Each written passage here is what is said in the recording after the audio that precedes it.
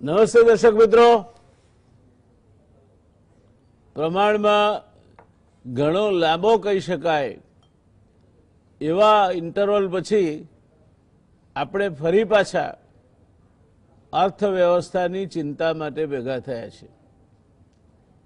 વચ્ચે નવરાત્રી ગઈ, કોરોનાના કારણે થોડીક ચર્ચાઓ એ તરફ પણ ખેંચાઈ ગઈ અને ખાસ કશું અર્થવ્યવસ્થાની દ્રષ્ટિએ ચર્ચા કરવા જેવું એ દરમિયાનમાં બન્યું પણ નહીં.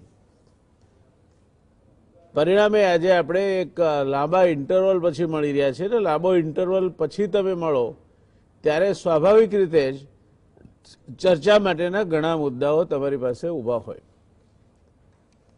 આજની પરિસ્થિતિ ઉપર એક અછડતી નજર નાખી લઈએ અને એમાં પણ ઇન્ટરનેશનલ મોનિટરી ફંડે પોતાનો ગ્લોબલ ઇકોનોમિક આઉટલુક રિપોર્ટ બહાર પાડ્યો છે અને એના અંદાજો મુજબ ચીન આવતા વર્ષે 8.2% વૃદ્ધિદર નોંધાવે તેવા સંકેત છે. આઈએમએફે એપ્રિલ મહિનામાં જાહેર કરેલ અંદાજો કરતાં આ વૃદ્ધિદર થોડો નીચો છે, પરંતુ વિશ્વના કુલ વૃદ્ધિદરમાં તેનું પ્રદાન ખૂબ મોટું રહેશે. વિશ્વ વૃદ્ધિદરમાં ચીનનું પ્રદાન ચોથા ભાગનું રહે તેવા સંકેત છે. 3.1% વૃદ્ધિદર સાથે 2021માં વિશ્વ વૃદ્ધિદરમાં અમેરિકાની ભાગીદારી 11.6% જ રહેવાની સંભાવના વ્યક્ત થઈ છે. જ્યારે અમેરિકામાં કોરોના મહામારીને કારણે અર્થતંત્રને વ્યાપક નુકસાન થયું છે, ઉત્પાદન ઉપર એની વ્યાપક અસર પડી છે, જેને કારણે જીડીપી ઘટ્યો છે. વિશ્વ જ્યારે કોરોનાથી લડી રહ્યું છે ત્યારે ચીનમાં કોરોના સમાપ્ત થતાં ફરીથી અર્થતંત્રની ગાડી પાટા પર ચડી છે અને ધસમસાટ દોડવા માંડે તે પ્રકારની પરિસ્થિતિનું નિર્માણ થયું છે. ચાલુ વર્ષે આ કારણસર વિશ્વના અન્ય દેશોમાં જીડીપી નકારાત્મક છે, ત્યારે ચીનનો જીડીપી વિકાસ દર 1.9% જોવા મળ્યો છે. આથી વિશ્વ વ્યાપાર અને અર્થતંત્રમાં ચીન અમેરિકા કરતાં આગળ નીકળી ગયું છે.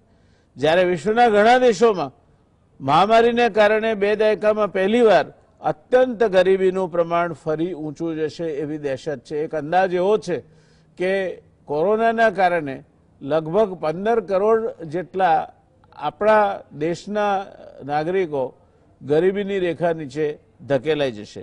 ઉત્પાદનમાં ગાબડા પડતા મહામારી પહેલાના સમયને મુકાબલે જીવન ધોરણ નીચું જશે, ગરીબો વધુ ગરીબ બનશે અને જે ગરીબ છે તે લોકો અત્યંત ગરીબીની રેખા નીચે પહોંચી જશે તે પ્રકારની પરિસ્થિતિનું નિર્માણ થશે. આ સ્થિતિમાં જે અંદાજો મળ્યા છે તે પ્રમાણે આપણે ભારતની વાત કરીએ તો 2016-17માં આપણો જીડીપી ગ્રોથ રેટ 8.3% હતો, 17-18માં 7%, 18-19માં 6.1%, 19-20માં 4.2% રહેવા પામ્યો હતો. તાજેતરમાં આઈએમએફના આંકડા પ્રમાણે -10.3% રહેશે એવો અંદાજ મુકાય છે. અને હમણાં જ હજુ આજે જ જે સમાચાર મળ્યા છે તે પ્રમાણે કોરોના વાયરસનો ફેલાવો ગણો અને મહામારીની અસર ગણો અથવા તો જે અર્થવ્યવસ્થાએ લથડિયું ખાધું છે તે કારણ ગણો તો 8 કોર સેક્ટરમાં ઉત્પાદનમાં પહેલા 6 મહિના એટલે કે એપ્રિલથી સપ્ટેમ્બરમાં આ સેક્ટરનું ઉત્પાદનમાં વાર્ષિક લગભગ 14.9%નો ઘટાડો નોંધાયો છે. એક વર્ષ પહેલા આ જ સમયગાળામાં 1.3%નો વધારો નોંધાયો હતો. આમ સાર્વત્રિક મંદીનું વાતાવરણ છે. તે પરિસ્થિતિમાં આઈએમએફના રિપોર્ટમાં એક બીજી વાત પણ કરવામાં આવી છે, જેની પણ આપણે આ નિષ્ણાતો સાથે ચર્ચા આજે કરવી છે. અને એ વાત છે કે અમેરિકા હોય કે ચીન હોય કે દુનિયાના અન્ય કોઈ દેશો હોય, જો સરખામણી કરવી હોય તમારે જીડીપીની તો એ કન્વર્ટિબલ એક્સચેન્જ ઇન્ડેક્સ પર નહીં પણ પ્રાઇસ પરચેસ પેરિટી પર કરવી જોઈએ, કારણ કે દરેક દેશની ચલણની ખરીદ શક્તિ જુદી જુદી હોય છે અને એટલે એને સીધા ડોલરમાં પરિવર્તિત કરી અને અર્થવ્યવસ્થાનું સાઈઝનો કદ માપવામાં અન્યાય થાય તે પ્રકારની પરિસ્થિતિનું નિર્માણ થાય છે. અર્થશાસ્ત્રીઓ પણ એવું માને છે કે પ્રાઇસ પરચેસ પેરિટી એ વધારે સાચો રસ્તો છે આ માપવા માટેનો. એટલે આપણે પ્રાઇસ પરચેસ પેરિટીની જ્યારે વાત કરતા હોય ત્યારે આજે પહેલા પ્રશ્નથી શરૂઆત કરવી છે. આપણે આપણા જે નિષ્ણાત પેનલ છે આપણી પાસે ફરી એકવાર આપણા ડોક્ટર બકુલભાઈ ધોળકિયા સાહેબ, પૂર્વ ડિરેક્ટર IIM, આંતરરાષ્ટ્રીય કક્ષાના અર્થશાસ્ત્રી, રાષ્ટ્રીય અને આંતરરાષ્ટ્રીય અર્થવ્યવસ્થાના પ્રવાહોના જાણકાર આપણી સાથે છે. પ્રોફેસર સેબેસ્ટિયન મોરિસ 1992થી IIM અમદાવાદ સાથે સંકળાયેલા પબ્લિક મેનેજમેન્ટ એન્ડ પોલિસીના પોસ્ટ ગ્રેજ્યુએટ પ્રોગ્રામના પહેલા ચેરપર્સન મોરિસ સાહેબ રહી ચૂક્યા છે. અમલદત્તભાઈ ધ્રુવ ચાર્ટર્ડ એકાઉન્ટન્ટ અને ત્યાર પછી ઇન્ડિયન ઇન્સ્ટિટ્યૂટ ઓફ મેનેજમેન્ટના ગ્રેજ્યુએટ, એ બેવડી પદવી ધરાવતા અમલદત્તભાઈ પણ આર્થિક પ્રવાહો અને તેમાં થતા ચડાવ ઉતાર અને વૈશ્વિક અર્થવ્યવસ્થા સાથે એને કઈ રીતે જોડવા તે બાબતો અંગે ખૂબ ઊંડી સમજ અને જ્ઞાન ધરાવે છે. ધોળકિયા સાહેબ, ચર્ચાની શરૂઆત આજે આપથી કરીશું. IMFએ એવું કહ્યું કે પ્રાઇસ પરચેસ પેરિટી પર ચીન એ દુનિયાની સૌથી મોટી અર્થવ્યવસ્થા બની ચૂકી છે. $26.9 ટ્રિલિયન જેટલું એનું કદ છે, જે અમેરિકા કરતાં લગભગ $6 ટ્રિલિયન જેટલું વધારે છે. પ્રશ્ન કેટલું છે કેટલું નહીં એ પછી આવીશું આપણે. આ જે અર્થવ્યવસ્થાના કદની સરખામણી છે એ એક્સચેન્જ રેટ કન્વર્ઝન પર વધારે વ્યાજબી છે આપના મતે, કે પ્રાઇસ પરચેસ પેરિટીના ધોરણો પર વધારે વ્યાજબી છે? આ તમારો પ્રશ્ન બહુ જ વ્યાજબી છે, પરંતુ સામાન્ય રીતે અર્થશાસ્ત્રીઓમાં પણ આ બાબત વિશે ઘણી ગેરસમજ હોય છે. તો આપણા દર્શક મિત્રોની અંદર પણ આ કોન્સેપ્ટમાં જરા સમજવામાં મુશ્કેલી પડે. હવે સાહેબ, પરચેસિંગ પાવર પેરિટી PPP, એ પરચેસિંગ પાવર પેરિટીનો કોન્સેપ્ટ અર્થશાસ્ત્રમાં ઘણા વર્ષો જૂનો છે, ડિકેડ્સ જૂનો છે. અને એનું મુખ્ય કારણ એ છે કે આપણે કોઈ પણ દેશની GDPને માર્કેટ એક્સચેન્જ રેટથી જો કન્વર્ટ કરીએ તો જેમ કે દાખલા તરીકે આપણે અત્યારના આપણે લઈએ કે ભાઈ આપણો 75 રૂપિયા કે 74 રૂપિયા $1 કિંમત આપણી છે, તો એનો અર્થ એ થયો કે આપણી આખી GDPને આપણે 74 કે 75થી ભાગીએ અને પછી ડોલર્સમાં કન્વર્ટ કરીએ. હવે પ્રોબ્લેમ એ છે કે 74 to 75 ટાઈમ્સ ડિફરન્સ પ્રાઇસનો દરેક વસ્તુમાં નથી. જેમ કે તમે ઘણી બધી એવી પ્રોડક્ટ્સ છે કે જે આપણા દેશમાં ઘણી સસ્તી મળે છે. એક સાદો જ દાખલો જે હંમેશા હું ક્લાસરૂમની અંદર કહેતો, બધી સર્વિસીસ, ડોમેસ્ટિક સર્વિસ કે બીજી પર્સનલાઇઝ સર્વિસીસ તમે લો, એ બધી સર્વિસીસને તમે સાહેબ જો આ એક્સચેન્જ રેટથી કન્વર્ટ કરો તો એની ડોલર વેલ્યુ કશી હોય જ નહીં. હવે જેમ કે દાખલા તરીકે તમારે આજે યુએસની અંદર તમે હેરકટ કરાવવા જાઓ તો $25 થાય. હવે સાહેબ $25ને તમે 75 રૂપિયાથી ગુણો તો કેટલો બધો થાય? આપણે અહીંયા 100-150 રૂપિયામાં પતી જાય. એટલે એનો અર્થ એ થયો કે જો હેરકટને લઈએ તો પેરિટી ઇઝ 1:4. $1 4 રૂપિયા કે 5 રૂપિયા બરાબર થઈને ઉભો રહે. Same thing applies to domestic help. ડ્રાઈવરની અંદર તમે સેલેરી આપો છો. હવે GDPનો પર્પઝ શું? કે it measures living standards. then living standards depends upon the basket of goods and services that you produce. તમે જે કન્ઝ્યુમ કરો છો આખું બાસ્કેટ. હવે એમાં સાહેબ પેસેન્જર કારની પેરિટી કદાચ એક્સચેન્જ રેટ પ્રમાણે વધારે સારી મળે તમને, પણ ઘણી બધી પર્સનલાઇઝ આખા સર્વિસ સેક્ટરની પ્રોડક્ટ્સ તમને ઘણી સસ્તી મળે. હવે સર્વિસ સેક્ટર આપણા અર્થતંત્રનો અડધા કરતાં વધારે ભાગ છે. એટલે સાહેબ આ પરચેસિંગ પાવર પેરિટીનો અર્થ એ છે કે એક એવરેજ કન્ઝ્યુમર, એક એવરેજ હાઉસહોલ્ડ આખા વર્ષ દરમિયાન શું કન્ઝ્યુમ કરે, એનું ડોમેસ્ટિક રૂપીઝમાં કેટલો ખર્ચો થાય, અને એવું જ એક એવરેજ હાઉસહોલ્ડ અમેરિકામાં જે કન્ઝ્યુમ કરે સેમ ક્વોન્ટિટીઝ, એનો ડોલરમાં કેટલો ખર્ચો થાય ને એને ડિવાઈડ કરીને તમે એનો એક્સચેન્જ રેટ કાઢો, એને પરચેસિંગ પાવર પેરિટી કહેવાય. હવે એ સામાન્ય રીતે ડેવલપિંગ કન્ટ્રીઝની અંદર જે વિકસિત દેશો છે કે વિકાસશીલ દેશો છે એની અંદર એક્સચેન્જ રેટની કમ્પેરિઝનમાં 3 થી 5 ગણો ફેર પડી જાય. એટલે જો તમારો માર્કેટ એક્સચેન્જ રેટ 75 રૂપિયા હોય તો પરચેસિંગ પાવર પેરિટી 15 રૂપિયાનો ડોલર હોય કે 20 રૂપિયા કે 25 રૂપિયાનો ડોલર થઈને ઉભો રહે. હવે સાહેબ તમારે જો કમ્પેર કરવું હોય તો you have to divide by convert by this.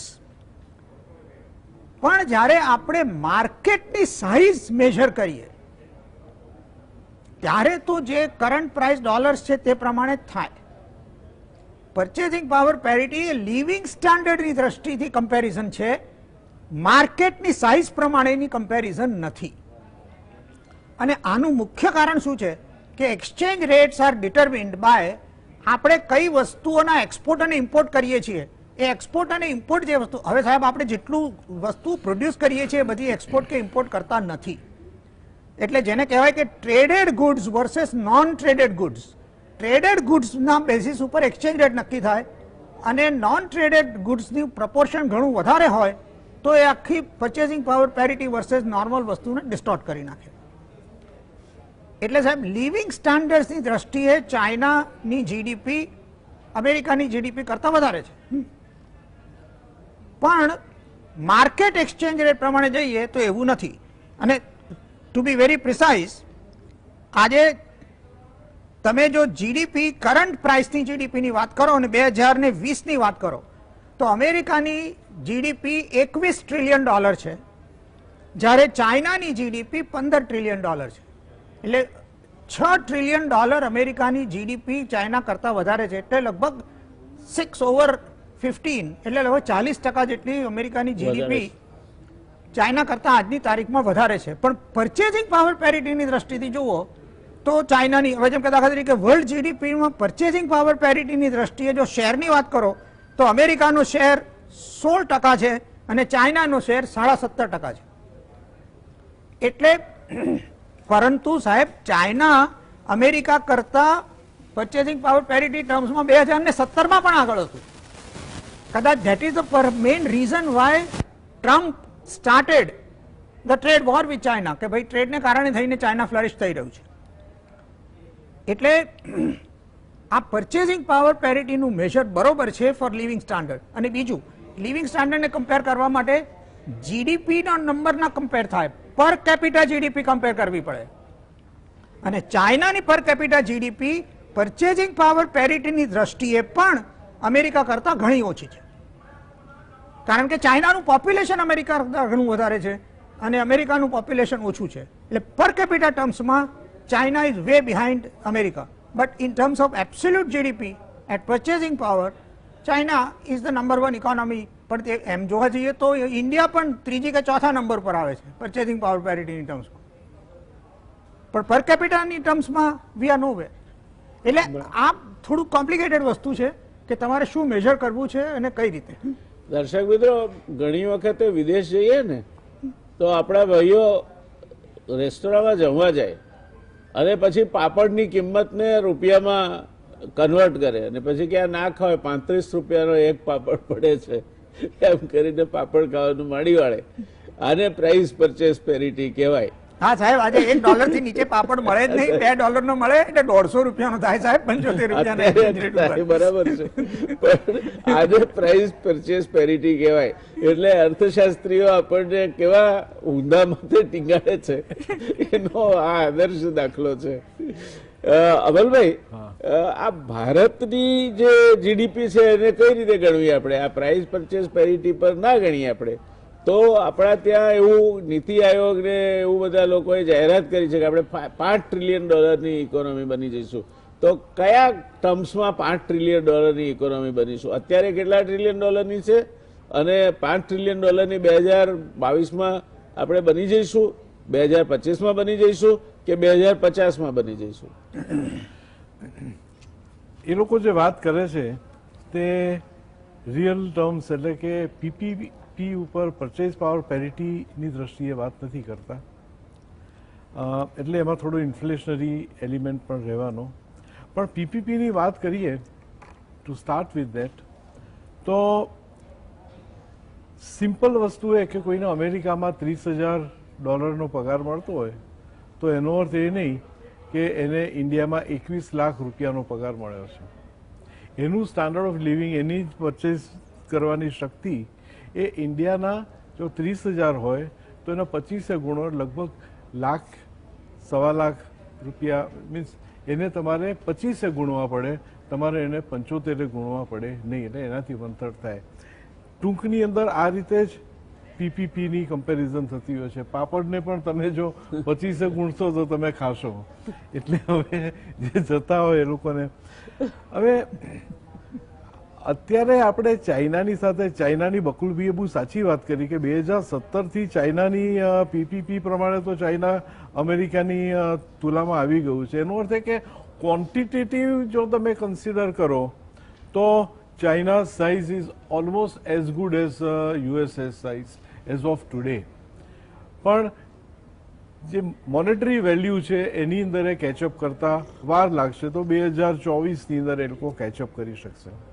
Similarly ઇન્ડિયાનું પણ એ લોકો જે રેન્કિંગ ઉપર જશે તે પણ આ કારણસર 2024 સુધીની અંદર ઇટ શુડ ઇમ્પ્રૂવ.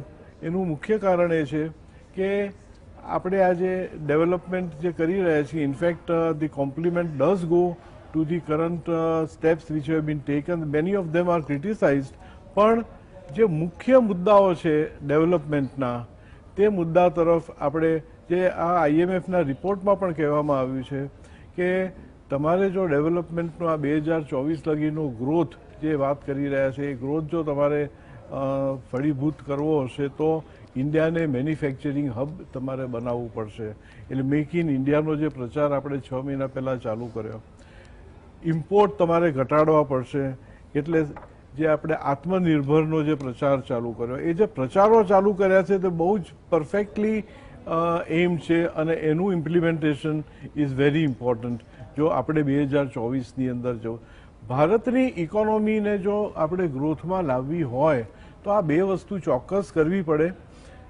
ચાઇના સાથે જે આપણે કમ્પેરિઝન કરી રાખીએ છીએ બરાબર છે, પણ ચાઇનાનો પ્રોબ્લેમ એ જ છે કે અમેરિકા જેટલી પીપીપી ભલે હોય પણ એનું પોપ્યુલેશન અમેરિકા કરતાં 4 ગણું છે. એટલે જો પર કેપિટા ઇન્કમ ગણશો તો અમેરિકા કરતાં 25% પર કેપિટા ઇન્કમ ચાઇનાની થઈ જશે. એટલે ચાઇના સાથેનું કમ્પેરિઝન આપણે જરા we have to concentrate on what we can do better and what we should do. Major problem આપણા દેશનો યંગ પોપ્યુલેશન છે અને એને એમ્પ્લોયમેન્ટ આપવાનો છે. ચાઇનાની અંદર જો આપણે કમ્પેરિઝન જ કરવું હોય તો 65 થી 70% jobs are given by government, directly or very very closely by the government. જ્યારે ઇન્ડિયાની અંદર એ પર્સન્ટેજ ઘણા ઓછા છે, હાર્ડલી 20 થી 25% jobs are directly given by the government. હવે ગવર્મેન્ટ જોબ આપે એમ નથી કહેતા, પણ દેશમાં એમ્પ્લોયમેન્ટ આપણે ચોક્કસ વધારવું પડશે. અને એ જો કરવું હોય તો આપણે અહીંયા મેન્યુફેક્ચરિંગ એક્ટિવિટી કરવી પડશે. અને મેન્યુફેક્ચરિંગ એક્ટિવિટી કરવી હોય તો તમારે વિદેશી જે નાણાં છે એ લોકોને આપણે કહેવું પડશે કે તમે આ દેશની અંદર મેન્યુફેક્ચરિંગ ચાલુ કરો અને અહીંયાથી તમારે, આપણે ત્યાં લેબર સસ્તું છે અને એ skilled English knowing cheap labour આ દેશમાં મળી રહે છે. અને એટલા માટે, અને second attraction to manufacture in India is a very trustworthy banking system. Financial system ઇન્ડિયાની ચાઇના કરતાં ઘણી સારી છે. ચાઇના કરતાં વધારે ઇંગ્લિશ કામ કરી શકે એ ટાઈપનો લેબર ફોર્સ છે. એટલે જરાક ફાઇન ટ્યુનિંગ જો આપણે કરીશું આપણી પ્રાયોરિટીઝની અંદર તો it will not be difficult for us to emerge as a bigger power than what we are thinking about. મારા હિસાબે the prognosis for India in coming 4 to 5 years બહુ જ સારો આપણે ચિતરી શકીશું જો અમુક આ ટાઈમ. બીજી વસ્તુ, ચાઇનાની સાથે જો કમ્પેરિઝનમાં આપણે જઈએ તો રેટ ઓફ ઇન્ટરેસ્ટ ચાઇનાનો ઓછો છે. લેન્ડિંગ રેટ ઓફ ઇન્ટરેસ્ટ ચાઇનાની અંદર 4 થી 5 કે 5.5% જેટલો છે, જે ભારતની અંદર અત્યારે મિનિમમ 9% છે. એટલે ઇન્વેસ્ટમેન્ટને વધારે એન્કરેજ કરવા માટે લોકોનું સેવિંગ જરાક ઓછું કરી અને લોકો જો એ માર્કેટની અંદર ખર્ચો કરવા માંડે અને એ ખર્ચા ને માટે જે ગુડ્સ જોઈએ તે ભારતમાં જ બની રહે તો ઇન્ટરેસ્ટ રેટના સ્ટ્રક્ચરને જરાક આપણે જુદી રીતે જોવું પડશે, નંબર 1. અને સેકન્ડલી આપણા ટેક્સેશન જે ઇનડાયરેક્ટ ટેક્સીસ છે એ બધાનું ભારણ જે ઇન્ટરનેશનલ કમ્પેરિઝનની અંદર. ધી થર્ડ થિંગ જનાર્દનભાઈ, જ્યારે ચાઇના સાથે કમ્પેરિઝનની આપણે જે વાત કરીએ છીએ ત્યારે આવે છે કે મોટા પ્રોજેક્ટ્સની અંદર ચાઇના જે રીતે વાયબિલિટી જુએ છે એ વાયબિલિટી જોવાની રીત બદલવાની જરૂર છે. આપણે ત્યાં આપણે એની વાયબિલિટી 7 વર્ષ, 15 વર્ષ, 20 વર્ષ લેખે જોઈએ છે કે એટલા પૈસા કમીને. જ્યારે ચાઇના ફોર ઇન્સ્ટન્સ બર્માની અંદર મોટું પોર્ટ કર્યું, ગવર્મેન્ટે પૈસા ખર્ચ્યા, બર્માને તો મફત આપી દીધું, પણ એ લોકોએ જોયું કે મારો એક્સપોર્ટ કરવા માટેનો એક આખી ટ્રેડ લિંક ઊભી થાય છે, જે સાઉથ આફ્રિકાની અંદર અને આફ્રિકામાં એ લોકો ઇન્વેસ્ટ કરી રહ્યા છે, એનું પણ રિટર્ન એ લોકો જુદી રીતે જુએ છે. એટલે social benefit and major macro economic benefits they weave into their infrastructure decisions. અને એ જો કરીએ તો આપણો ઇનફેક્ટ એ લોકોનું બજેટ આપણા કરતાં 8 ગણું મોટું છે. સાઇઝની અંદર એ લોકો ભલે આપણા કરતાં 2 થી 3 ગણા મોટા, પણ they are, I think from reading the figures, they are not afraid of deficit financing and they are not afraid of borrowing from international market. એટલે વધારે બોરો કરી અને એ લોકો જેને કહે કે highly leveraged economy, less conservative, high risk development path ઉપર China જઈ રહ્યું છે. એ પાથ ઉપર જવું કે નહીં, બકુલભાઈ, એ તો મોટા ઇકોનોમિસ્ટોએ અને પોલિટિશિયનોએ વિચારવાનો સમય, પણ એ લોકોનો આ પાથ છે. આપણે ત્યાં મારા હિસાબે મીન્સ ઇટ્સ માય વ્યૂ કે આટલો બધો રિસ્કી પાથ લેવાની જરૂર નથી. મુખ્ય વસ્તુ દરેક સરકારની એ છે કે ગ્રોથનો નંબર ગમે તે હોય, આપણે પહેલાં હોઈએ કે 25માં હોઈએ, પણ આપણા કોમન મેનને એનો બેનિફિટ મળે છે કે નહીં. અને મોટામાં મોટો ભય મને જે સતાવી રહ્યો છે તે એક તો અનએમ્પ્લોયમેન્ટનો મેં હમણાં વાત કરી, અને સેકન્ડ વાત કરી કે આ કોરોના પછી જે આખો ઇકોનોમિક ચેન્જીસ આવી રહ્યા છે એને કારણે લાર્જર યુનિટને વધારે ફાયદો થશે, કોંગ્લોમરેશન્સ મોટા થશે અને એક્સપ્લોઇટેશન વધશે. અને જે પેરિટી આપણે પરચેઝ પાવર પેરિટી કરતા, the parity between the rich class and the less privilege class એ એટલી બધી વધવા તરફ જઈ રહી છે. ઇવન IMF એનો રેફરન્સ કર્યો છે કે imbalance in different economies and within the economy imbalance between the haves and have not વધશે. એટલા માટે ગવર્મેન્ટે ડાયરેક્ટ ઇન્ટરવેન્શન કરી અને અમુક સેક્ટરને મદદ કરવી પડશે, અને જે વાયેબલ યુનિટ લાગે એ લોકોને વધારે ખુલ્લા હાથે મદદ કરી અને એ લોકોને ઉપર લાવવા પડે. Thank you. એટલે દર્શક મિત્રો, અહીંયા રોકાઈશું આપણે એક નાનકડા બ્રેક માટે, અને બ્રેક બાદ બકુલભાઈને કંઈક એમણે કહ્યું તેમાં થોડુંક ઉમેરવું છે, એટલે બકુલભાઈ પાસે જઈશું ને પછી જઈશું સીધા મોરિસ સાહેબ પાસે. રોકાઈએ એક નાનકડા કમર્શિયલ બ્રેક માટે. નમસ્કાર દર્શક મિત્રો, બ્રેક બાદ ફરી એકવાર આ ચર્ચામાં આપનું સ્વાગત છે. ધોળકિયા સાહેબ આપણને એમણે જે કંઈ વાત કહી એમાં થોડીક પૂરક માહિતી આપવા માંગે છે, એ સાંભળીશું અને પછી જઈશું સીધા પ્રોફેસર સેબેસ્ટિયન પાસે. જયનારાયણભાઈ, આ ડાયમેન્શન વાઇઝ પરચેસિંગ પાવર પેરિટીનો એસ્ટિમેટ અને માર્કેટ પ્રાઇસનો એસ્ટિમેટમાં કેટલો ફેર પડે એનો જસ્ટ આઈડિયા લેવો હોય તો વર્લ્ડ જીડીપી, આખી દુનિયાની જીડીપીનો સરવાળો 2019ના આંકડા છે, 20 તો બધા અંદાજો છે, એટલે 2019ના આંકડા પ્રમાણે $88 trillion was the GDP of the world in 2019, right, at market prices. પણ પરચેસિંગ પાવર પેરિટી પ્રમાણે ગણીએ તો $135 trillion થાય, એટલે $47 trillion નો ડિફરન્સ, એટલે લગભગ 50% ફેર આનાથી પડે, એટલે ઘણી મોટી વસ્તુ છે. હવે એ રીતે જો આપણે જોઈએ તો 2019માં ચાઇનાનો શેર 17.5% હતો પરચેસિંગ પાવર પેરિટીમાં, પણ ઇન્ડિયાનો શેર પણ 7%થી વધારે હતો.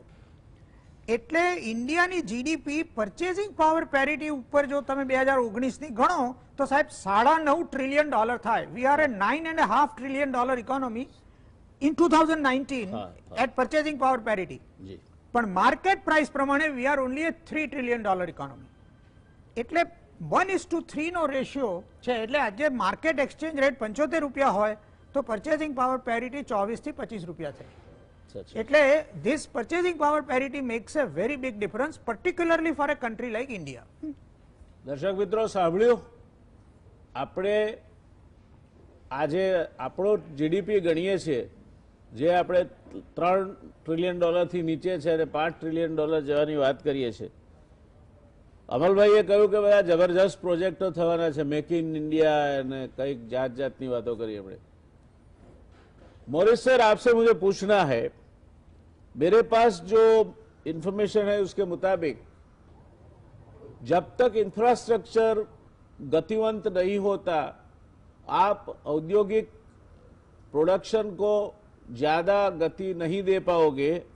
और परिस्थिति आज ये है कि 1700 इंफ्रास्ट्रक्चर प्रोजेक्ट्स इस देश में 2 से 30 साल के लैग पे चल रहे हैं, 2 से 30 साल के. और कुल कीमत उसमें जो इन्वॉल्व हुई है वो 25 लाख करोड़ है. शायद आर्बिट्रेशन आए, डिस्प्यूट्स आए तो 25 की 35 लाख करोड़ भी हो सकती है. इस परिस्थिति में जब 25 लाख करोड़ का इन्वेस्टमेंट आप बिल्कुल सिंक करके बैठे हो, which is a non productive investment because this projects are stuck up. आप मानते हो कि आज की करीब $2.8 ट्रिलियन की इकोनॉमी है, $5 ट्रिलियन की एक्सचेंज रेट इकोनॉमी की कंपैरिजन पे हम इकोनॉमी 2022 में पहुंच पाएंगे? और अगर पहुंच पाएंगे तो कौन से रास्ते से जाएंगे हम? देखो, ये जो परचेसिंग पावर पैरिटी है ना, वो इंडिया का ऑफिशियली वर्ल्ड बैंक के हिसाब से 3 है. ओके, एक्सचेंज रेट जीडीपी से 3 गुना है. तो उसके हिसाब से तो हम पहुंच जाएंगे जरूर, लेकिन एक्सचेंज रेट जीडीपी से हम बहुत ही पीछे रह जाएंगे. ओके, तो अभी बात ये है कि ये जो चाइना के साथ हम कंपेयर कर रहे हैं, मैं सुन रहा था कि देखो, China is already probably a bigger economy than the US in PPP terms, क्योंकि उसका पीपीपी थोड़ा अंडर एस्टिमेटेड है. 1.6 वर्ल्ड बैंक बता रहा है, मेरा ख्याल से वो एटलीस्ट 2.5 है. ओके, तो एक्सचेंज रेट जीडीपी से वो यूएस को टच होने के लिए आ रहा है, क्योंकि उसका पॉपुलेशन कुछ 4 गुना से ज्यादा है और उनका exchange rate GDP about $11,000 $10,000 to $11,000 है. तो with 4 times it comes to 40-45, about $50,000 by population. Total 50,000 से हिसाब से 64,000.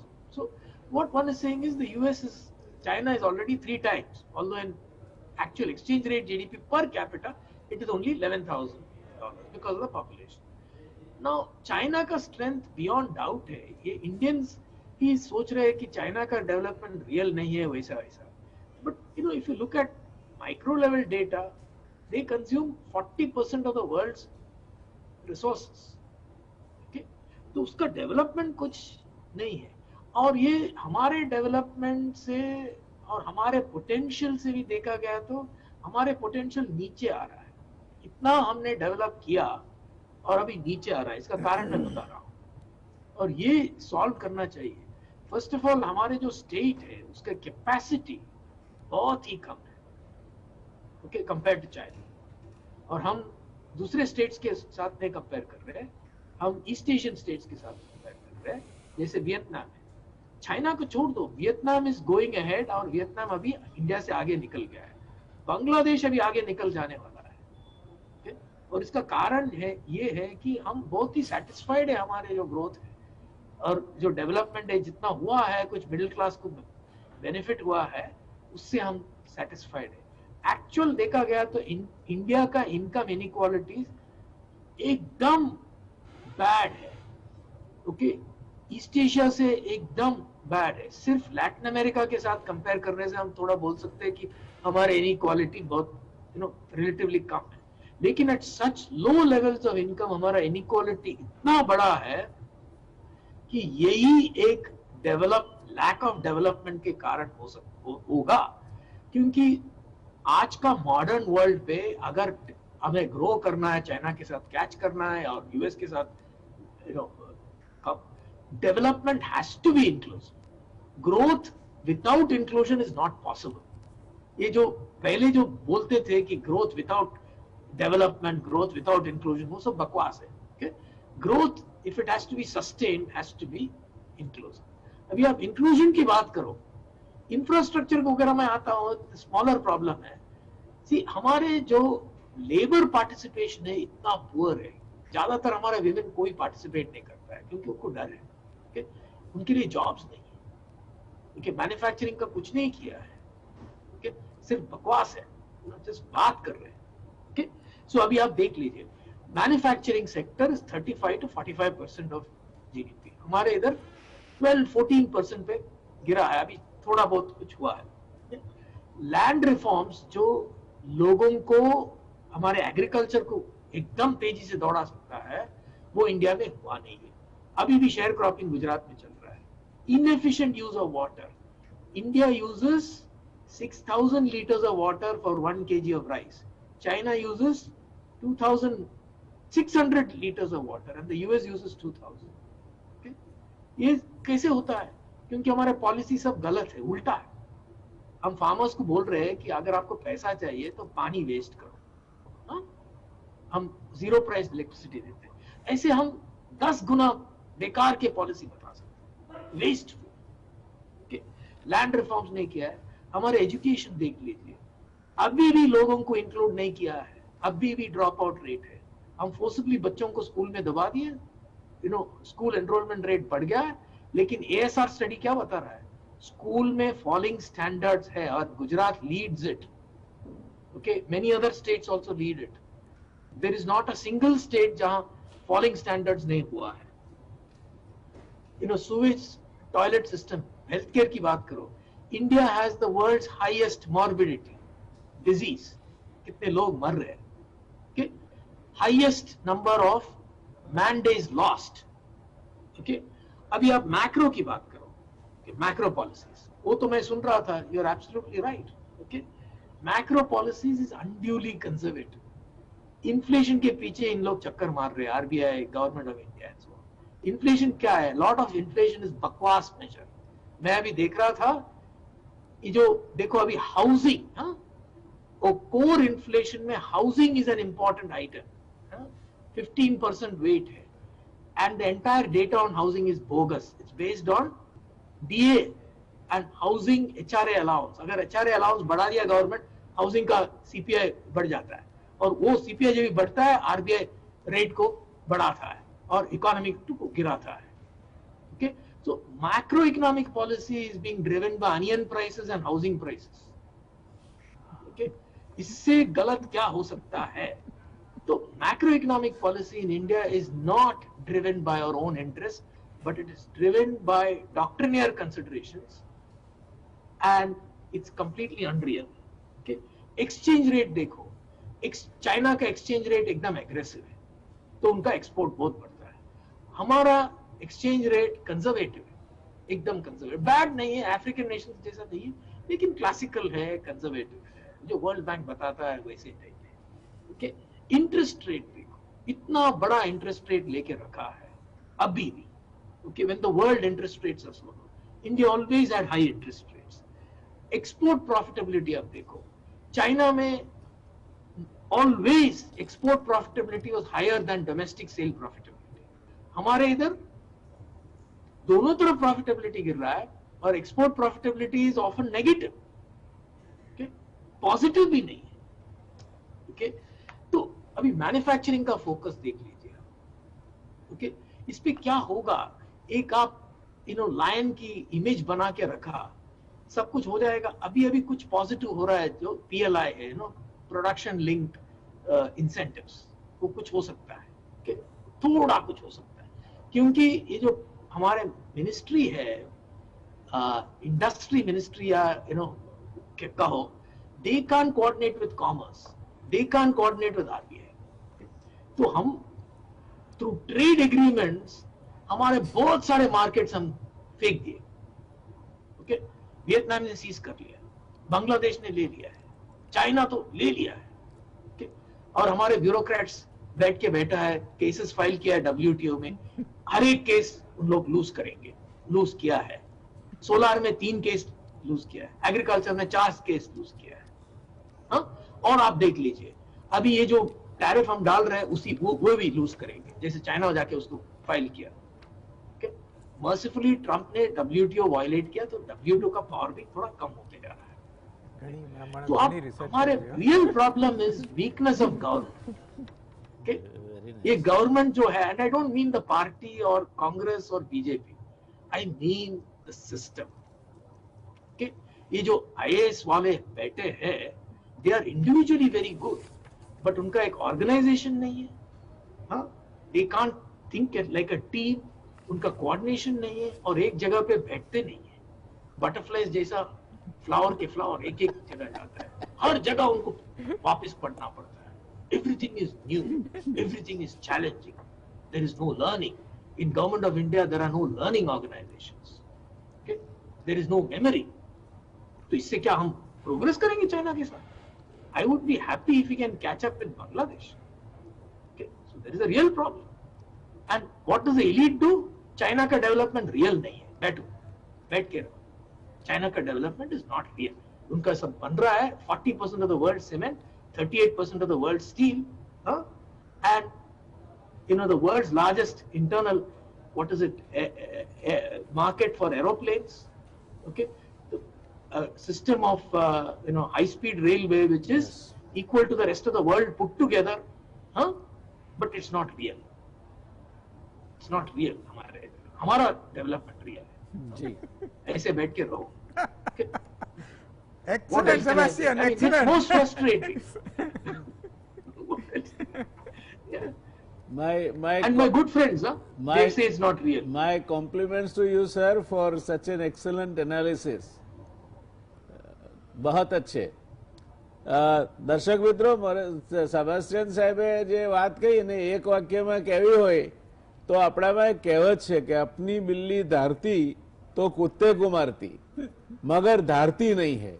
આપણા ત્યાં એટલા બધા વચ્ચે આડાઅવળા ખાંચા છે, બ્યુરોક્રેસીથી માંડીને પોલિસી પ્લાનિંગથી માંડીને એના ઇમ્પ્લિમેન્ટેશન સુધીના, કે મોરેશ સાહેબે કહ્યું કે આપણો પોટેન્શિયલ છે એ દિવસે દિવસે વધવાના બદલે ઘટતો જાય છે। આ પરિસ્થિતિમાં આપણે જો વિશ્વમાં અર્થવ્યવસ્થાને આપણે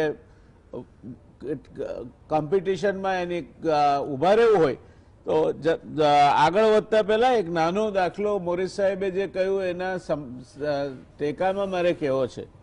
હું બેઠો બેઠો જોતો હતો બાંગ્લાદેશનો, છેલ્લા 6 વર્ષની સરખામણી આપી છે, ભારત અને બાંગ્લાદેશ। બાંગ્લાદેશ એટલે આવડું મચ્છર જેવડું દેશ ગણાય આમ જોઈએ તો, અને ભારત આવડું મોટો દેશ, એની 6 વર્ષની કમ્પેરિઝન છે।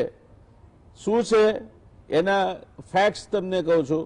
બાંગ્લાદેશ એ 6 વર્ષમાં કમ્પાઉન્ડેડ રેટ એટલે average rate of GDP growth 9.1%, India last 6 years 3.1%, export growth એટલે નિકાસની વૃદ્ધિનો દર બાંગ્લાદેશનો છેલ્લા 6 વર્ષમાં 70%, ભારતનો 0%, પર કેપિટા ઇન્કમ બાંગ્લાદેશની $1888, ભારતની $1877, index on which Bangladesh is better than India, આટલી ઇન્ડેક્સમાં ભારત કરતા બાંગ્લાદેશ આગળ છે। Happiness index, immunisation index, population control, under 5 mortality, infant mortality, gender equality, political empowerment of women and most other ઇન્ડેક્સીસ।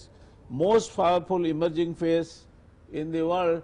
Bangladesh આપણને ટેક્સટાઇલમાં તો અત્યારે અમેરિકામાં જવાનું રહે, તમે એટ રેન્ડમ શર્ટ કે કંઈ કાઢો ને વાન હુસેન કે ગમે તેનું તો લખ્યું હોય છે સ્ટીચ્ડ ઇન બાંગ્લાદેશ। એટલે બાંગ્લાદેશ, તાઇવાન રેડીમેડ ગાર્મેન્ટ્સને આગળ વધે છે, ત્યાં સુધી શ્રીલંકા જેવા નાના નાના દેશો એ વૈશ્વિક બજારમાં આજે બહુ મોટા બનીને ઉપસ્યા છે, અને એનું કારણ છે ત્યાંની સરકારોની પ્રોએક્ટિવ નીતિ। અને એક વાત સેબાસ્ટિયન સાહેબે જે કંઈ તમારી ધ્યાન બહાર ગઈ હોય કદાચ તો ફરી કહું, લેબર પ્રોડક્ટિવિટી। તમારા ત્યાંનો મજૂર શાંત હશે તે બરાબર, પણ એક શર્ટ બનાવવામાં જે મજૂરીની કિંમત અહીંયા લાગે છે એના કરતાં અનેક ગણી ઓછી કિંમતમાં બાંગ્લાદેશ, તાઇવાન કે ફિલિપાઇન્સમાં કે થાઈલેન્ડમાં એ શર્ટ સીવી શકાય છે. એટલે આપણે મજૂરના કાયદા સુધારવાથી પત્તો નહીં ખાય, મજૂરનું મગજ સુધારવાનું છે કે મારે પ્રોડક્શન વધારવાનું છે. અમરદત્તભાઈ, આપના પાસે આવવા માંગુ છું. હવે પછી 2021ના જીડીપી પ્રોજેક્શન એવા છે કે અમેરિકાનો 3.1%, જાપાન 2.3%, ચીન 8.2% અને ભારત 8.8%. કદાચ પેલો માઇનસ છે આ બાજુ, એટલે આ 8.8%નો બેઝ વધારે છે. પણ હેપી સાઇન ઇઝ કે આપણે આમાંથી ખાડામાંથી નીકળવાના છીએ. શું લાગે છે આપને આવનાર સમયમાં ભારતની અર્થવ્યવસ્થાની ચાલ અને ચલન કેવી રહેશે? હું જરા પોઝિટિવ છું આ બાબતની અંદર. ના, પોઝિટિવ જ છે, આનો ફોરકાસ્ટ પણ પોઝિટિવ છે. મને લાગે છે કે જે સ્ટેપ્સ આપણે લઈ રહ્યા છીએ એ ડાયરેક્શન સાચી છે. ઇમ્પ્લિમેન્ટેશનની ખામી આપણે વર્ષોથી, છેલ્લા 6 વર્ષના દાખલા નહીં, છેલ્લા 50 વર્ષ જોઈએ તો પણ કોઈ પણ સ્કીમના ઇમ્પ્લિમેન્ટેશનની અંદર અને જે કરપ્શન એક નવું એલિમેન્ટ જે ભેગું થયું છે એ બેને કારણે આપણે ડિફિકલ્ટીઓ. આપ માનો છો કરપ્શન વધ્યું છે છેલ્લા વર્ષોમાં? વધ્યું છે એવું લોકો કહી રહ્યા છે. એટલે લો લેવલ કરપ્શન વધ્યું છે. આમ 4-5 હીરાઓ બહાર કદાચ ઓછા આવતા હશે, પણ પ્રાઇવેટ સેક્ટરની અંદર, બેંકની અંદર લોન લેવાની અંદર એ બધા એલિમેન્ટોમાં અને લોઅર લેવલ ઓફ એડમિનિસ્ટ્રેશનમાં કરપ્શન વધ્યું છે એ પ્રમાણે બધા કહી રહ્યા છે. આમ ફરિયાદ તો અમલભાઈ એવી છે કે હાયર લેવલે હાયર કરપ્શન થાય અને લોઅર લેવલે લોઅર કરપ્શન થાય. જો હાયર લેવલ ઓનેસ્ટ હોય તો લોઅર લેવલે કરપ્શન થવાના કોઈ જ ચાન્સીસ રહેતા નથી. પણ સાહેબ, આમાં બાંગ્લાદેશ કરપ્શનની બાબતમાં આપણા દેશથી આગળ છે, પણ બાંગ્લાદેશનું કરપ્શન જેને આપણે કહીએ ને કે ઇકોનોમિક એફિશિયન્સી છે, પ્રોડક્ટિવ કરપ્શન છે. અહીંયા આપણે ત્યાં ઇકોનોમિકલી ઇનએફિશિયન્ટ કરપ્શન છે. So we should go for economically ના ના ના, પણ આ તો ખાલી ડિફરન્સ નેગેટિવ. ચાલો અમલભાઈ, આપને આપણી પાસે એટલે આ પ્રોબ્લેમો છે, પણ આવી ચેલેન્જીસ જ્યારે આપણે લેવાની હોય ત્યારે આપણે શું કરવું છે એ માટે સરકારે બહુ દ્રઢ પગલાં લેવા પડે. લોકોના ઉપર સ્ટ્રિક્ટ અને જેને કહીએ ને કે બેલેન્સ જળવાઈ રહે એ જાતના પગલાઓ લેવા પડે. અમુક 5-6-50 લોકોને પકડીને કરવાથી નહીં, પણ જનરલી આખું સ્ટેન્ડર્ડ એ ટાઈપનું લાવવું પડે. એ બહુ મોટી વાત છે, કારણ કે ઇન્દિરા ગાંધી પણ કહી ગયા કે corruption is a global phenomena, અને એ બધે જ છે અને આપણા દેશમાં એ છે. So this is the common denominator in many countries. But living that aside, મને આ આખી ચર્ચામાં એક વાતનું થાય છે કે આ પરચેઝ પાવર પેરિટી અને રિયલ વેલ્યુમાં જે ડિફરન્સ છે. We should stop listening to the World Bank. હાજી હાજી બોલીએ. આજે સેબેસ્ટિયન સાહેબ કહેવા માંગે. And listen to IM. Please go ahead. Please go ahead. Professor Yeah, see, what I'm Sebastian. saying is, yeah, policies we need to get right. We need inclusive policies. Ji. We need manufacturing focus. Okay. We need new policies for agricultural inclusion. Ji. Okay. ये सब अगर हो गया, see, corruption is there everywhere. You know, the US was one of the most corrupt economies. Yes. Okay. तो उस पे ज्यादा ये जो corruption की बात लोग करते हैं, वो you know, it is to divert attention from very very poor and absurd policy. अभी मैं एक सिंपल बात बता रहा हूं. हम इतना मैन्युफैक्चरिंग की बात कर रहे हैं, लेकिन जिधर you know, like auto and many sectors पे the tax rate, GST rate is above the revenue maximizing rate. इसका मतलब क्या है कि अगर आप रेट गिराओ तो गवर्नमेंट को और रेवेन्यू मिल जाएगा डिमांड बढ़ने से. लेकिन अकाउंटेंट्स बैठे हैं, वो और भी बड़ा जीएसटी लगा रहे. Okay? Food processing. India is the only country in the world with a food processing ministry. और फूड जो प्रोसेस किया है उसका टैक्स इतना बड़ा है कि मार्केट उसका हो नहीं सकता है. ओके, तो एक जो कहता है एक मिनिस्ट्री इस तरफ जा रहा है, दूसरा मिनिस्ट्री उस तरफ. हाँ, तो ये जो हमारे सिस्टम है, इसको तो poor Modi, poor you know Narasimha Rao जो भी है, उनको थोड़े इतना ही हो सकता है, उससे ज्यादा नहीं. और अभी आप देख लीजिए जो भी अच्छा हुआ है गवर्नमेंट में, जैसे PMGSY, जैसे NHDP, हमारे golden quadrilateral highway development programme, वो गवर्नमेंट ने नहीं किया है, वो IDFC ने किया है और गवर्नमेंट के ऊपर ठोका गया वाजपेयी के टाइम में, तो इसलिए उधर कुछ प्रोग्रेस हो गया है। सो इंडिया नीड्स अभी स्टेट में रेवोल्यूशन, एडमिनिस्ट्रेटिव रिफॉर्म होना चाहिए। ओके, ये सब हटा के लोग, बिजनेस से लोग, एकेडेमिया से लोग, सब पॉलिसी पोजीशंस में जाना चाहिए। Every policy position above joint secretary must be advertised and challenged. हाँ, ये क्यों नहीं हो सकता? सब जगह पे anybody can walk into government. हाँ, इधर why is the policy positions reserved for civil servants? I'm not saying they're bad, they're very good, but उनका ये जो rotation है वो इतना गलत है। So potential is there. दर्शक मित्रों, Of course we have potential, we are a great nation ना। I mean, yes. Obviously, you know, अगर हमारा manufacturing हम let loose किए तो we can beat China. right. China Sir, was smaller than us. Sir, we are running out of time. I am sorry. You are making very, very valid points, and today I think you have excelled in every department that you touched. फिर आपके इस ज्ञान का लाभ लेंगे, मगर अमल भाई का प्रश्न मैंने जो पूछा था उनका जवाब अधूरा है। मैं शायद मानता हूँ कि 1-2 मिनट बचे हैं, अगर आप इसके बारे में कुछ कहना चाहें। જે સવાલ આપે પૂછ્યો કે આ આપણા દેશનું તમને શું લાગે છે, આઈ થિંક એ પેલાની અંદર મેં કહ્યું કે હું પોઝિટિવ છું। અમુક ખામીઓ છે, પણ એ ખામીઓથી ગભરાયા વગર આપણે લોકોએ, સરકારે જરા કડક પગલાં લઈ અને જો આપણે એમ્પ્લોયમેન્ટ વધારવાની અંદર એ તરફ ધ્યાન આપીએ અને આપણા દેશની અંદર જોઈએ તો આપણું પોટેન્શિયલ ઘણું મોટું છે। આપણું બેન્કિંગ સેક્ટર અને આપણા લો, જે લીગલ ઇમ્પ્લિમેન્ટેશન છે, જે લો બહુ સારી રીતે ઘડાયેલા છે। આપણી રિઝર્વ બેંક ઉપર લોકોને વિશ્વાસ છે અને એટલા માટે મને લાગે છે કે બહુ પેસિમિસ્ટિક હું નથી। પણ મને આ પરચેસ પાવર પેરિટીની અંદર જે વાત થઈ રહી છે, મને આ જે એક્સચેન્જ રેટ જે નક્કી કરવામાં આવે છે એ એક્સચેન્જ રેટની અંદર it is market driven exchange rate, અને એ માર્કેટ કોણ ડ્રાઈવ કરે છે કે જે પેલા ટેક્સ હેવનની અંદર ને બધી જે બેંકો જે હ્યુજ અમાઉન્ટ લઈને બેઠી છે અને જે આખો વર્લ્ડનો ટ્રેડ ફક્ત 1 કે 2 કરન્સી તરફ જઈ રહ્યો છે, એને કારણે એ કરન્સીની વેલ્યુ વધે છે અને એને કારણે આખો એક્સચેન્જ રેટ એ તરફ વધારે જઈ રહ્યો છે અને એને કારણે જે પરચેસ પાવર પેરિટી અને જે માર્કેટની અંદર આ જે ડિફરન્સ છે, it is not a healthy difference, it is certainly not a healthy. અને IMFએ એ તરફ આ વખતે આટલો સિરિયસ નિર્દેશ કર્યો છે, એ જ બતાવે છે કે there is some discomfort as far as decision of the exchange rate is concerned. IMF જરાક આગળનું વિચારીને એક મુદ્દો ચર્ચાની અંદર લાવે છે અને આ વખતે એમણે પરચેસ પાવર પેરિટીનો મુદ્દો લાવી અને આ વસ્તુ તરફ નિર્દેશ કર્યો છે કે there is something wrong in determining the exchange rate. બાકી there is no reason to believe કે $1 સામે 75 રૂપિયા આપણે આટલું બધું ગગડ્યા, સવાલ ઉભો નથી થતો। બકુલભાઈ સાહેબ, મારે આપને પ્રશ્ન પૂછવો છે કે શું આપ એવું માનો છો કે આપણે ડિવેલ્યુશન કરી અને સાચી કિંમતે રૂપિયો જ્યાં ડોલરની પેરિટીમાં બેસતો હોય તે પ્રકારે એક્સચેન્જ રેટ ઉપર જવું જોઈએ?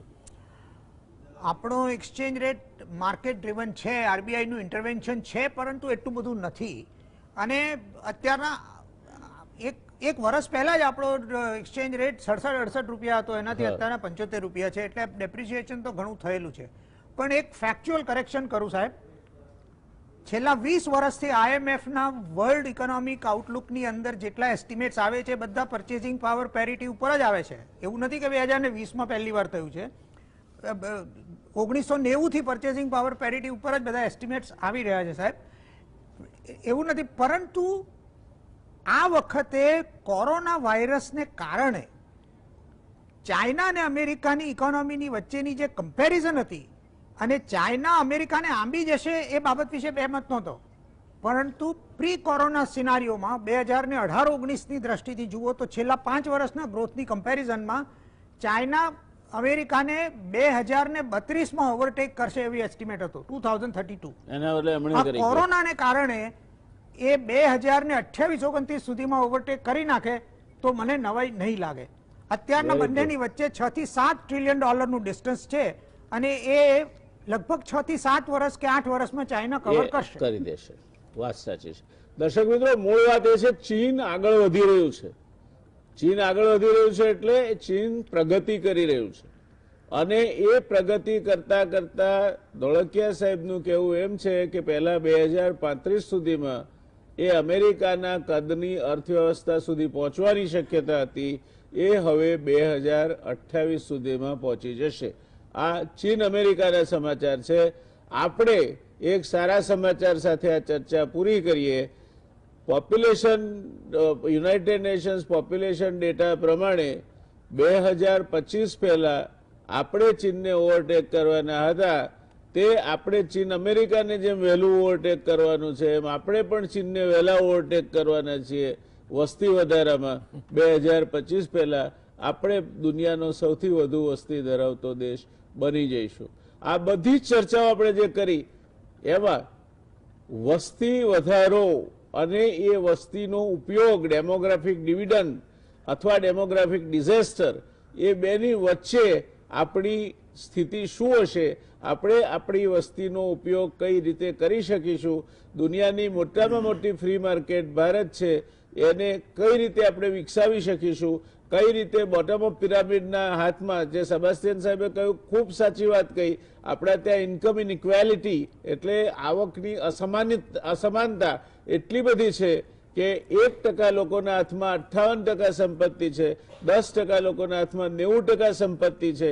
આ સંપત્તિનું જ્યાં સુધી નીચેના વર્ગના હાથમાં પૈસા આવશે નહીં, એની ખરીદ શક્તિ વધશે નહીં, ત્યાં સુધી તમારા બજારમાં લાલી દેખાશે નહીં. એ વાત પણ આપણે સમજવી જોઈશે. હવે પછીની નીતિઓ સરકારની એવી હોવી જોઈએ કે જેનાથી જે bottom of the pyramid market છે ને એમાંય પાછા બીજા 15 કરોડ જોડાયા છે કોરોનાના કારણે, એમના હાથમાં વધારે પૈસા આવે ખર્ચ માટે. દિવાળી વખતે અત્યારે જુઓ બજારમાં હિમ પડ્યું હોય તે પ્રકારની પરિસ્થિતિ છે. તો આ બજારો જીવંત થાય અને બજારો જીવંત થાય તો આપણે ચોક્કસ વિશ્વની કોઈ પણ અર્થવ્યવસ્થાને આંટી મારી દઈ શકીએ એટલી ક્ષમતા ભારતમાં છે, એમાં કોઈ શંકા નથી. પણ 3 વસ્તુ થવી જોઈએ. એક આ બ્યુરોક્રેટિક બંગલિંગ જે સેબાસ્ટિયન સાહેબે કહ્યું, આ બ્યુરોક્રેટ્સ ભેગા થઈને પોતપોતાની રીતે ગાડી ચલાવે છે અને એકબીજાની ગાડી એકબીજા સામે ક્યારેક ટકરાય છે, ક્યારેક એ ઊંધી દિશામાં જતી હોય છે એકબીજાથી, એ એક દિશામાં જતી થાય. લેટરલ એન્ટ્રી એટલે જે નિષ્ણાતો છે, હવે જ્ઞાનનો જમાનો છે. સરકારમાં માત્ર એક ઘરેડમાં જ ચાલનારા માણસો નહીં ચાલે. વિશિષ્ટ જ્ઞાનવાળી વ્યક્તિઓને સરકારમાં જોઈન્ટ સેક્રેટરી ઉપરની પોસ્ટમાં સીધી ભરતીથી સરકારે લેવા જોઈએ, પ્રમાણિકપણે એનું સિલેક્શન કરીને. તો આ પરિસ્થિતિનો નિવેડો આવી શકે. આવી ઘણી બધી શક્યતાઓ છે, સમસ્યાઓ પણ છે. આવડો મોટો દેશ છે, શક્યતા અને સમસ્યા તો રહેવાની જ. આપણે આજે આ ચર્ચાનું સમાપન આશાવાદથી કરીએ. અમલદત્તભાઈની વાત સાચી પડે કે આપણે આ વખતની જે અર્થવ્યવસ્થાની ગાડી હવે ઉપડી છે એ ધમધમાટ કરતી ચાલે. વાત આજે અર્થવ્યવસ્થાની અહીંયા પૂરી કરીશું. Professor Morris સેબાસ્ટિયન, professor Bakulbhai Dholakia અને અમલદત્તભાઈ ધ્રુવ ત્રણેય વિદ્વાન પેનલિસ્ટનો હૃદયપૂર્વકનો આભાર. મળીશું આવતીકાલે એક એવા રસપ્રદ વિષય સાથે. દર્શક મિત્રો, આવતીકાલે આપણે ચર્ચા કરવાની છે શરદ પૂર્ણિમા વિશેની. આવી અત્યાર સુધી લુખી સુખી ચર્ચાઓ કરી, રોગની કરી, અર્થવ્યવસ્થાની કરી, નાની મોટી બીજી ચર્ચાઓ કરી. આવતીકાલે માણીશું આપણે ચર્ચા શરદ પૂર્ણિમાની. મળીએ આવતીકાલે, ચૂકશો નહીં એ જોવાનું. ધન્યવાદ.